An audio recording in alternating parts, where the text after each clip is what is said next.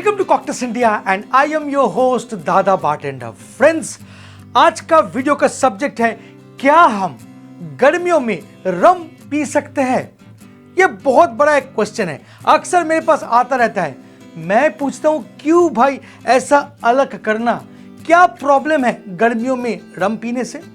सब बोलते हैं कि गर्मियों में रम पीना ठीक नहीं है। रम जो है ये विंटर ड्रिंक्स है, मतलब सर्दियों में पिया जाता है, शरीर में एक गर्माहट पैदा करता है रम पीने से, तो इसीलिए इसको इग्नोर करना चाहिए गर्मियों में। आंसर अगर मैं दूं तो मैं क्लियरली आपको देना चाहूंगा कि जी हां, आप गर्मियों में रम पी सकते हैं। जी हां, मैं कोई गलत आंसर आपको नहीं दे रहा हूं, एकदम सही दे रहा हूं और ये रिसर्च करके मैं आपसे शेयर कर रहा हूं। ये सिर्फ मेरा वर्ड नहीं है।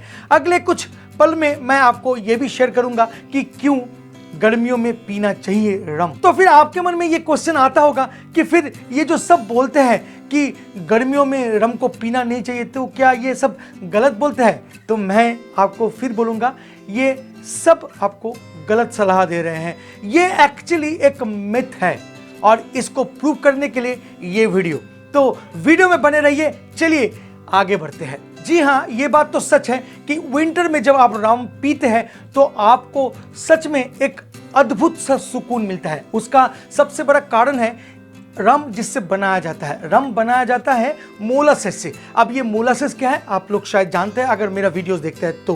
फिर मैं आपको बता देता हूं कि गन्ना जो है वो जब उसको हम लोग प्रेस करते हैं, रस निकाल लेते हैं, तो रस निकालने के बाद हम लोग उसको शुगर में कन्वर्ट करते हैं। अब जब शुगर में हम लोग कन्वर्ट करते हैं तब उस टाइम पे कुछ बाई प्रोडक्ट तैयार होता है जिसको कहा जाता है मोलासेस। अब वो मोलासेस को ही फर्मेंट करके राम बनाया जाता है। अब राम जो है व्हाइट है और डार्क राम है। व्हाइट राम में मोलासेस को एडिशनली ऐड नहीं किया जाता है, डिस्टिल स्पिरिट डायरेक्ट सेल किया जाता है। बट डार्क रम में मोलासेस को ऐड किया जाता है रम बन जाने के बाद भी, क्योंकि उसका कलर के लिए मोलासेस का कलर जो है वो है डार्क, और उसी डार्क कलर को आपको डिलीवर करने के लिए मोलासेस को मिलाना पड़ता है। तो इससे क्या होता है, कैलोरी जो है थोड़ा सा अप होता है, मतलब बढ़ जाता है। हालांकि ये सब अल्कोहल में होता है, सिर्फ रम में नहीं है, फिर भी मैं एक एग्जांपल दे रहा हूँ, कैलोरी थोड़ा अप होता है। तो ये जो कैलोरी अप होता है, ये जो एक्स्ट्रा कैलोरी है, ये हम लोगों का बॉडी टेम्परेचर को कंट्रोल करने में मदद करता है। तो इसीलिए विंटर में जब हम लोग रम पीते हैं तो हम लोग को ज्यादा सुकून मिलता है। बट इसका मतलब ये नहीं कि आप गर्मियों में रम नहीं पिएंगे या नहीं पीना चाहिए। अगर देखा जाए तो कोई भी अल्कोहल ठीक ऐसा ही रिएक्ट करता है जैसे कि रम रिएक्ट करता है। अगर आप गर्मियों में व्हिस्की पी सकते हो तो क्यों नहीं रम? अगर वोडका पी सकते हो तो रम क्यों नहीं? तो ये गलतफहमी है। चलिए थोड़ा सा और समझते हैं। अगर आप देखेंगे वर्ल्ड सिनेरियो को तो देखेंगे कि वर्ल्ड वाइड रम बहुत फेमस है, बहुत फेमस ड्रिंक है, और सबसे ज्यादा हॉट कंट्रीज में रम को through out the year enjoy किया जाता है। जैसे कि वेस्ट इंडीज है, जमैका है, क्यूबा है, इंडिया है, और भी कुछ एशियन कंट्रीज है जहां पर रम को through out the year enjoy किया जाता है। अब एक बात बताइए कि क्या वेस्ट इंडीज ठंडा जगह है? क्या जमैका, क्यूबा ठंडा जगह है? देखा जाए तो वेस्ट इंडीज में 1700 शताब्दी में रम जन्म लिया था पहला, और वेस्ट इंडीज में बहुत फेमस है रम। थ्रू आउट द ईयर रम को वहां पर एंजॉय किया जाता है, मोहितो पीते हैं, मतलब हर टाइम रम उसके साथ जुड़ा हुआ है। अगर क्यूबा का बात करूं, जमैका का बात करूं, तो एज इट इज सेम होगा, क्योंकि वो उसका जो क्लाइमेट है एज इट इज इंडिया का क्लाइमेट जैसा ही है। तो एक बात सोचिए, अगर वो सब फेमस कंट्री जहां पर रम इन्वेंट हुआ था, वो अगर हॉट कंट्री होकर भी through out the year enjoy कर सकता है, तो हम इंडियन क्यों नहीं? तो फिर असल मुद्दे में आते हैं कि हम लोग फिर क्यों सोचते हैं, मतलब स्पेशली इंडियन क्यों सोचता है कि गर्मी में रम पीना नहीं चाहिए। तो ये टाइप कास्ट किसने किया है? तो इसको समझने के लिए थोड़ा सा इतिहास में जाना पड़ेगा। 8th सेंचुरी का मैं बात कर रहा हूं। तब एक लिस्टिंग हुआ था जो आयुर्वेदा में हम लोगों को मिला, मतलब पुराने ग्रंथ को अगर डालेंगे या ढूंढेंगे तो वहां पर लिखा हुआ था कि कुछ फ्रूट्स को माना जाता था कि ये हॉट फ्रूट है और ये कोल्ड फ्रूट है। अगर कुछ सब्जी है जिसको हॉट माना जाता था, किसी को कोल्ड माना जाता था। एग्जाम्पल के तौर पे मैं बोलूंगा कि बादाम को हॉट माना जाता था और नारियल को कोल्ड माना जाता था। साथ साथ मान लीजिए प्याज और लहसुन को हम लोग हॉट मानते थे और खीरा को हम लोग ठंडा मानते थे।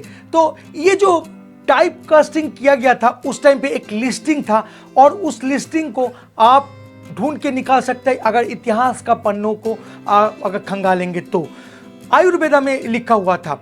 तो उन टाइम पे भी रम था मार्केट में, बट वो उस लिस्ट में शामिल नहीं हुआ था। बट बाद में जब रम बहुत पॉपुलर हो गए थे, थोड़ा थोड़ा करके इंडिया में पॉपुलर होने लगे, तब कुछ सेल्फ प्रोक्लेम साधु ने या आयुर्वेद गुरु ने उसको भी लिस्टिंग कर दिया था और कहा था कि रम जो है ये हॉट ड्रिंक है, इसको गर्मियों में पीना नहीं चाहिए। तब से ये माहौल चालू हो गया था, तब से हम लोग उसको मानते चले आ रहे हैं सालों से।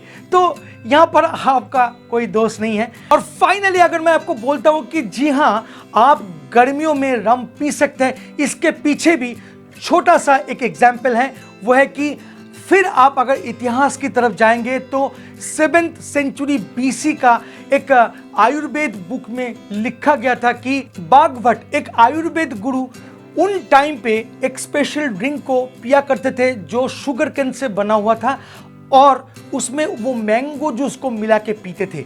अब उसका नाम उन टाइम पे रम नहीं हुआ करता था, तो इसलिए ये साबित करना बहुत डिफिकल्ट हो जाता है। और तो और मैं बोलूँगा कि उस टाइम पे मैंगो जूस से अगर वो मिला के पीते थे तो इसका मतलब ये हुआ कि वो ट्रॉपिकल टाइम था, मतलब हम लोगों को गर्मियों में ही तो आम मिलता है।